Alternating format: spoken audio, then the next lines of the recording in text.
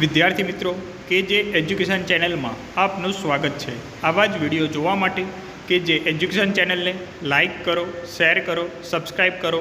ધોરણ 10 વિજ્ઞાનની બીજી એકમ કસોટી લેવામાં આવેલી તેના મહત્ત્વના પ્રશ્ન કે ખરા ખોટા જણાવો। પેરામિશિયમ એ સ્વાવલંબી સજીવ છે, તો આ વિધાન આવશે ખોટું। કેમ કે સ્વાવલંબી સજીવ એટલે શું કે જે સજીવ પોતાનો ખોરાક જાતે બનાવે એને આપણે સ્વાવલંબી સજીવ તરીકે ઓળખવામાં આવે। દાખલા તરીકે વનસ્પતિ એ સ્વાવલંબી આવશે, પેરામિશિયમ એટલે કે ખોટું।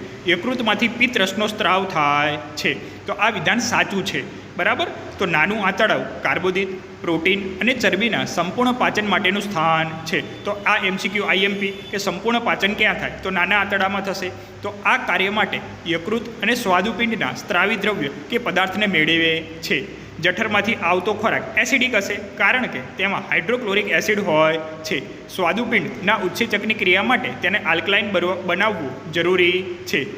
યકૃતમાંથી સ્ત્રવતો પિત્તરસ, જો આપેલું છે કે પિત્તરસ એ ચરબી પર કાર્ય કરે છે અને ચરબીના મોટા ગોલક છે એને નાના ગોલકમાં રૂપાંતરિત કરે છે। અને સાબુનીકરણ આપણે કે તેલોદીકરણની પ્રક્રિયા તરીકે ઓળખવામાં આવે છે, તો એ વિધાન સાચું। પછી સ્વાદુપિંડમાંથી કયો રસ ઉત્પન્ન થાય, સ્વાદુરસ ઉત્પન્ન થાય છે, જે પ્રોટીનના પાચન માટે ટ્રિપ્સિન। જો પ્રોટીનના પાચન માટે અહીંયા ટ્રિપ્સિન આવશે, આપણે જઠરમાં પૂછે તો ત્યાં પેપ્સિન આવશે, બરાબર। તો એ પણ યાદ રાખવાનું।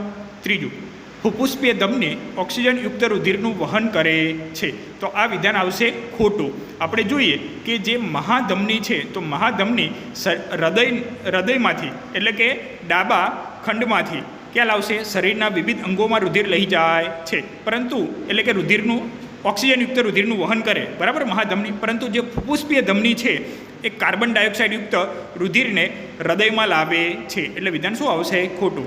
પછી તમને આપેલું છે કે જે પ્રતિબિંબ મળે અંતર્ગોળ અરીસામાં, તો અંતર્ગોળ અરીસા કે જે સૌર ભઠ્ઠીમાં સૂર્યપ્રકાશને કેન્દ્રિત કરવા માટે બહિર્ગોળ અરીસાનો ઉપયોગ થાય છે। બહિર્ગોળ અરીસો નહીં આવે, આપણે અંતર્ગોળ અરીસાના ઉપયોગમાં જે આવશે, બરાબર। પછી બહિર્ગોળ લેન્સ એટલે કે બહારની તરફ બંને સપાટી ઉપસેલી હોય તો એને બહિર્ગોળ લેન્સ અથવા આપણે એને અભિસારી લેન્સ તરીકે ઓળખવામાં આવે।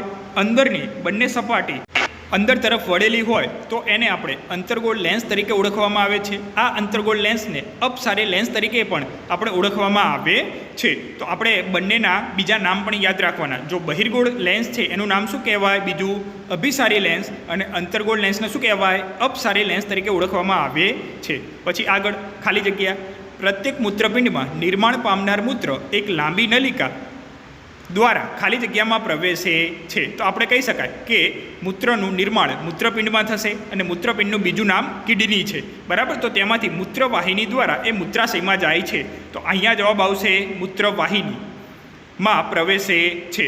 પછી સાતમું, પ્રકાશ સંશ્લેષણની દ્રાવ્ય નિપોજોના વહનને શું કહેવામાં આવે, તો એને કહેવાય સ્થળાંતરણ તરીકે ઓળખવામાં આવે છે। આઠમું, મુખ્ય અક્ષને સમાંતર બધા જ અંતરો અરીસાથી ખાલી જગ્યાથી માપવામાં આવે છે, તો અહીંયા આવશે ધ્રુવ। નવમું, જ્યારે પ્રકાશનું કિરણ પાણીમાંથી વાયુમાં પ્રવેશે છે ત્યારે કિરણની ઝડપ ખાલી જગ્યા થાય છે, બરાબર। પાણીમાંથી વાયુમાં એટલે એ પ્રકાશની ઝડપ વધે, શું થશે, વધે, કારણ કે આપણે કહી શકાય કે જે ઘટ માધ્યમમાંથી પાતળા માધ્યમમાં જાય એટલે પ્રકાશની ઝડપ વધે, અને પાતળા માધ્યમમાંથી ઘટ માધ્યમમાં પ્રવેશે એટલે પ્રકાશની ઝડપ ઘટે। ચલો 10મું, પ્રતિબિંબની ઊંચાઈ અને વસ્તુની ઊંચાઈના ગુણોત્તરને ખાલી જગ્યા કહે છે, તો એને આપણે મોટવણી તરીકે ઓળખવામાં આવે છે। ચલો 1-2 વાક્યમાં જવાબ। 11મું, વનસ્પતિમાં વાયુની આપલે મારા દ્વારા થાય છે, તો આપણે વનસ્પતિના પર્ણ હોય એમાં વાયુરંધ્ર અથવા પર્ણરંધ્ર હોય એના દ્વારા વાયુની આપલે થાય છે, અથવા એને વાત વિનિમય તરીકે ઓળખવામાં આવે છે। 12મો પ્રશ્ન, અંતર્ગોળ અરીસામાં સી અને એફની વચ્ચે વસ્તુને રાખવામાં આવે તો પ્રતિબિંબ આપણને સીથી દૂર મળશે, પ્રતિબિંબ વિવર્ધિત એટલે મોટું મળશે, અને પ્રતિબિંબનો પ્રકાર વાસ્તવિક અને ઉલટો મળે છે। તો આપણે કહી શકાય કે ધોરણ 10 બીજી એકમ કસોટી વિજ્ઞાનના મહત્ત્વના પ્રશ્નોનું સોલ્યુશન કર્યું આપણે।